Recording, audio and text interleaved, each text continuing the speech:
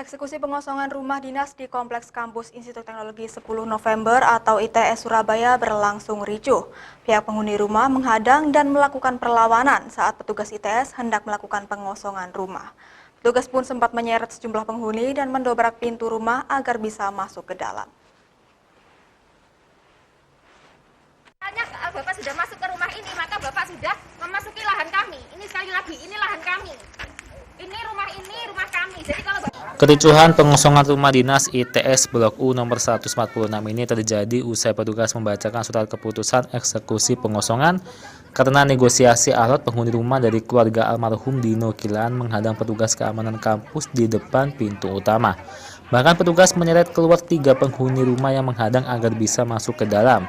Salah seorang anak lelaki almarhum meronta dan mencoba melakukan perlawanan kepada petugas kampus yang menyeretnya keluar.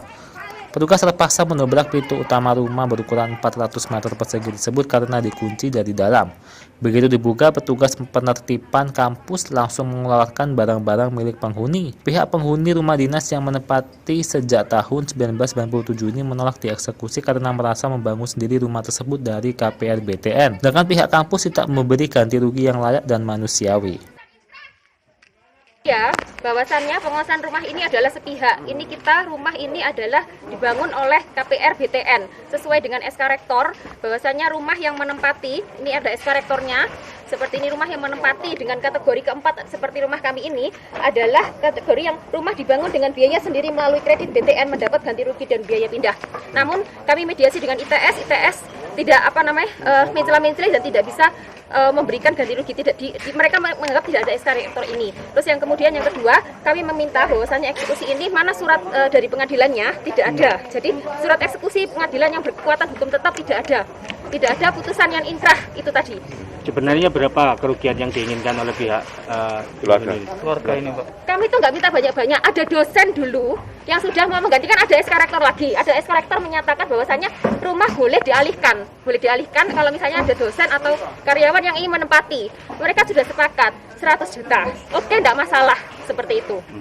Karena kenapa? Karena kami juga, oh ya silahkan seperti itu. Tapi itu pun dihambat oleh ITS. Jadi kami sudah bertanya, mereka tidak pernah menemukan kami dengan pihak pembeli. Harus melalui perantara.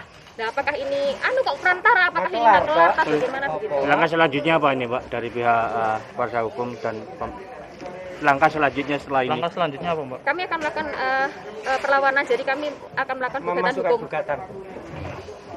Karena ini kami didolimi dan ini adalah rumah kami yang kami bangun dan sudah sesuai dengan peraturan seperti itu. Jadi peraturan yang ada, monggo ITS sebagai lembaga pendidikan menjalankan peraturan itu sesuai dengan SK Rektor bahwasanya kami pemilik rumah mendapatkan ganti rugi dan ganti rugi yang wajar manusiawi, bukan di bawah tangan, bukan lagi tali asih secara informal, tetapi secara formal melalui ITS dan juga secara informal seperti itu. Sementara itu, Ketua Tim Penertiban Rumah Negara ITS menegaskan eksekusi pengosongan ini dilakukan karena tidak ada titik temu meski telah dilakukan mediasi beberapa kali.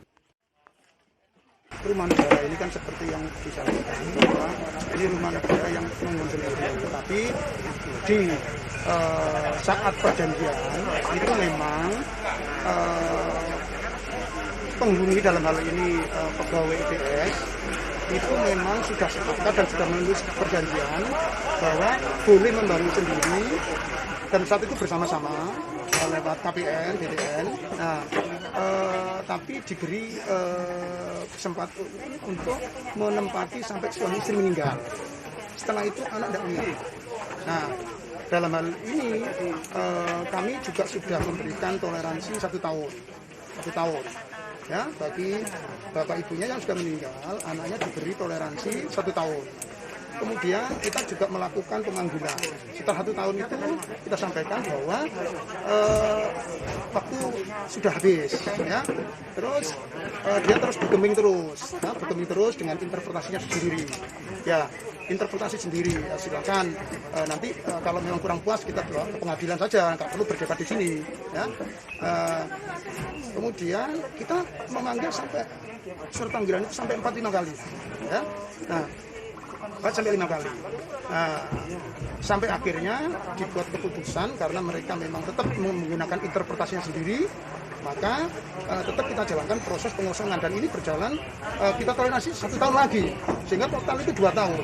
Jadi sebenarnya kami ini sudah sangat toleran, sangat ya menghargai sesuai dengan perjanjian yang sudah dilakukan oleh orang tuanya, dalam hal ini mantan pegawai ITS. Soal kompensasi kerugian gimana Pak? Jadi begini Pak, kompensasi itu sebenarnya tidak ada karena sudah tidak punya hak kan, ya tidak ada. Tadi bahasa itu pelintiran semua itu. Jadi bahasa pelintiran. Jadi tidak ada seperti itu, tidak ada. Jadi yang 20 juta itu untuk biaya itu? Jadi begini, kalau mau pengen tahu itu sebenarnya karena sekarang tidak punya hak, ya kan ya? Karena tidak punya hak, harusnya kan keluar kan kosong.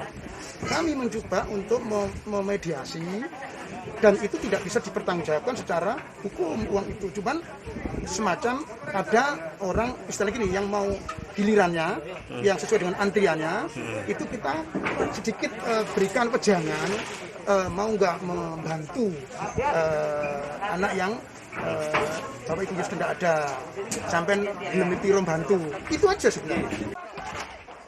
Pihak ITS menyatakan rumah negara ini hanya ditempati untuk karyawan dan dosen ITS, sedangkan kedua orang tua penghuni rumah ini sudah meninggal dunia. Sementara itu, atas kejadian ini keluarga almarhum Dino Kilaan akan melakukan upaya hukum di pengadilan. Irwan Daika Disa, Surabaya TV.